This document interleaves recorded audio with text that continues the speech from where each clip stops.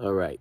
Doug and I want to talk to you about the next step. What will happen after this Cheeto Von Shits and Pants is out of office and out of diapers and out of whatever the hell. Our next step, we have to deal with J.D. Vance and Mike Johnson. Now, who is J.D. Vance and Mike Johnson, and what realistically does that mean to the bullshit we will contend with just by the people being the people they are? You follow me? All right. Trump was an exaggeration of the con man trying to make money off every single corner, and J.D. Vance is going to be the entitled, I deserve everything. All right. Follow me.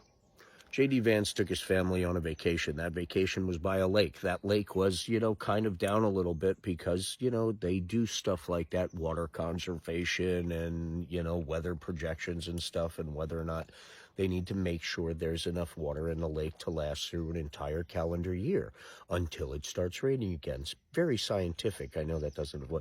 But anyway, J.D. Vance was on vacation with his family and wanted more water in the lake so he could use the boat for more, float around more, have better beach, whatever the reason is. He ordered the people in charge, sometimes it's the Army Corps of Engineers or PG&E or whatever, according to the body of water, ordered them to raise the level of the water. That's a fact, because his family wanted to enjoy the lake better. J.D. Vance also went to England to this wonderful pub restaurant that famously hosted Kamala Harris, and everyone loved her, and the whole town welcomed her with open arms and all this other stuff. And so J.D. Vance, a couple months later wanted to book a thing there. So, he took it upon himself to send his people to knock door to door in England through this whole entire neighborhood, insisting on seeing people's social media pages. These are English citizens, nothing to do with America or America Power or whatever, demanding to see their social media posts, whether or not they were friends of the Trump administration and J.D. Vance or not. This was in England. This was what this entitled piece of shit did in England. Now, when he steps into the presidential role, I'm not sure if he's going to be ballroom batshit or if he's just going to be, everywhere couch. You know what I mean? I don't know what he's going to do with that. Everywhere couch and some sort of lotion. So, but I do know he was the vice president of something Acres. That was that big company that was conveniently there for all the farmers during the first and the second administration when they lost their farms during the tariff stuff.